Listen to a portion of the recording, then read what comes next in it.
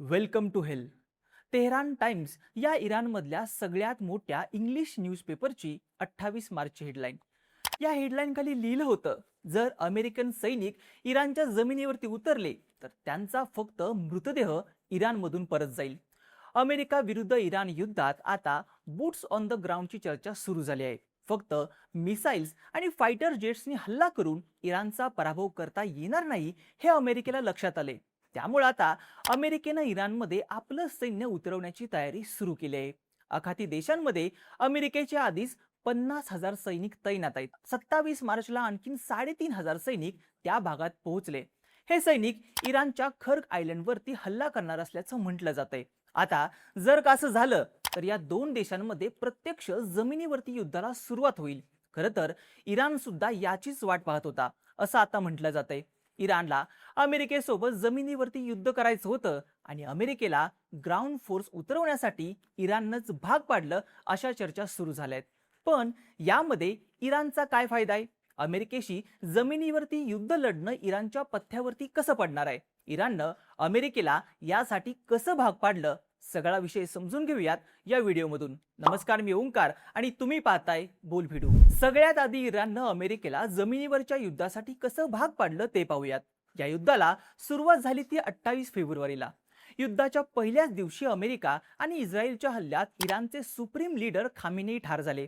पण यानंतर पुढच्या 3 ते 4 तासात इराणनं प्रतिहल्ला सुरू केला. इराणनं टार्गेट केले मिडल ईस्ट मधले अरब देश. इराणनं UAE, Qatar, Bahrain, Kuwait, Saudi Arabia या देशांमधल्या अमेरिकन बेसेसवरती हल्ले केले. या हल्ल्यासाठी इराणनं शाहीद सारख्या हलक्या ड्रोनचा वापर केला. या एका ड्रोनची किंमत फक्त 20 ते 30 हजार डॉलर्स एवढीच आहे. पण या ड्रोन्सना इंटरसेप्ट करण्यासाठी अमेरिकेनं थाड, एरो 3 यांसारख्या अत्यंत ॲडव्हान्स इंटरसेप्ट मिसाईलचा वापर केला. या एका मिसाईलची किंमत तब्बल 10 ते 15 लाख डॉलर्स एवढी आहे. म्हणजेच आर्थिक पातळीवरती हे युद्ध अमेरिकेला प्रचंड महागात जात होतं. त्यातच इराणकडे अशा ड्रोन्स आणि मिसाईलचा खूप मोठा अंडरग्राऊंड साठा असल्याचं समोर आलं. अमेरिकेनं कितीही जरी प्रयत्न केला तरी ते इराणच्या प्रत्येक मिसाईलला इंटरसेप्ट करू शकत नव्हते. त्यामुळं इराणच्या ज्या मिसाईल टार्गेटवर पडायच्या त्यानं मोठं नुकसान व्हायचं.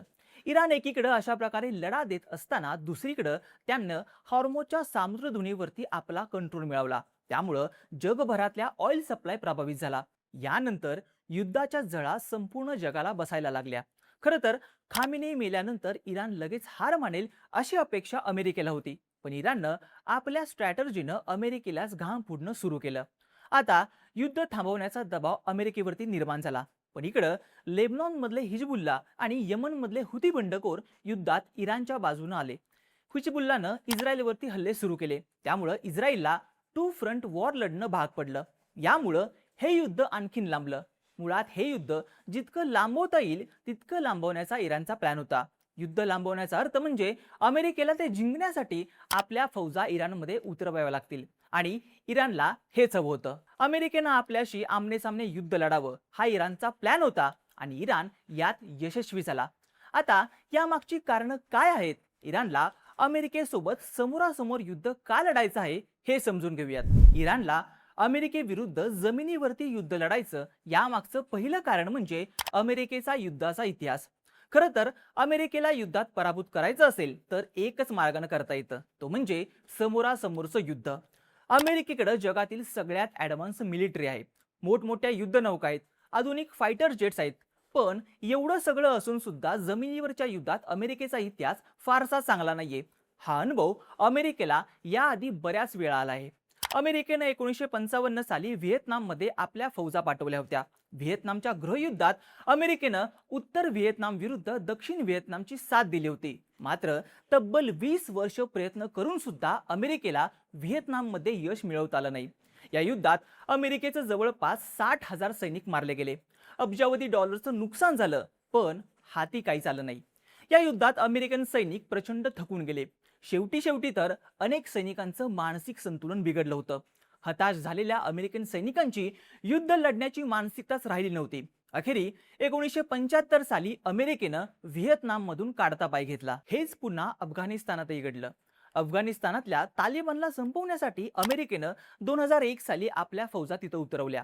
अमेरिकन सैन्यानं अफगाणिस्तानात सत्ता बदल तर केला, पण तालिबानचा पूर्णपणे नाश करू शकले नाहीत. तालिबाननं तब्बल 20 वर्ष अमेरिकेविरुद्ध लढा दिला. यामध्ये अमेरिकेचं प्रचंड आर्थिक नुकसान झालं. एका अंदाजानुसार अफगाणिस्तानात अमेरिकेचे 20 वर्षात तब्बल $2.3 ट्रिलियन खर्च झाले. काही रिपोर्ट्सनुसार तर संपूर्ण युद्धाचा खर्च $8 ट्रिलियन पर्यंत गेला. एवढा खर्च करून सुद्धा अमेरिकेला तालिबानला काही संपवता आलं नाहीये. 30 ऑगस्ट 2021 या दिवशी अमेरिकेचा शेवटचा सैनिक अफगाणिस्तानातून गेला आणि त्यांच्या पुढच्याच दिवशी तालिबाननं अफगाणिस्तानात सत्ता परत मिळवली. इराण समोर ही दोन्ही उदाहरणं आहेत. तसं पाहिलं तर व्हिएतनाम आणि अफगाणिस्तान या दोन्ही देशांची अमेरिकेशी अजिबात तुलना होऊ शकत नाही. मात्र असं असलं तरी या देशांनी समोरासमोरच्या युद्धात अमेरिकेसारख्या महासत्तेचा पराभव केला.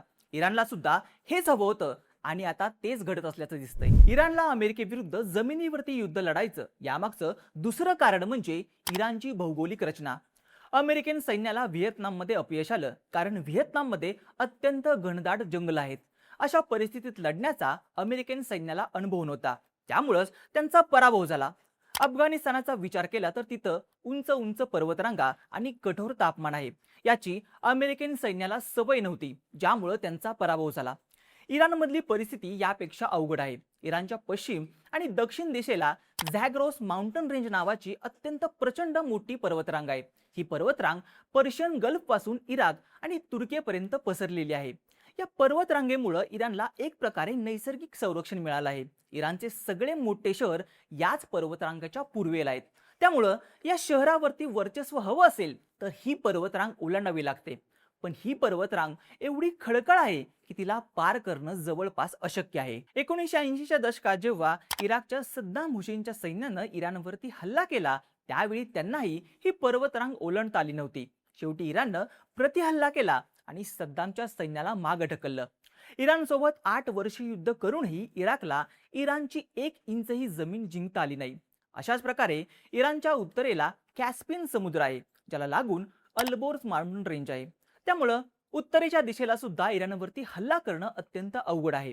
याशिवाय इराणच्या अंतर्गत भागात दस्त-ए-लूत आणि दस्त-ए-कबीर नावाची 2 मोठी वाळवंट आहेत. ही जगातली सगळ्यात उष्ण प्रदेशांपैकी एक आहेत. या वाळवंटामध्ये युद्ध करणं हे अत्यंत अवघड काम आहे.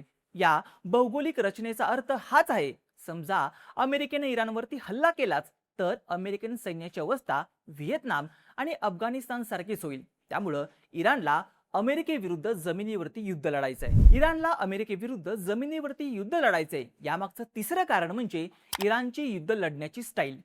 या युद्धाच्या सुरुवातीला इराणचे परराष्ट्र मंत्री अब्बास आरागची यांनी एक वक्तव्य केलं होतं.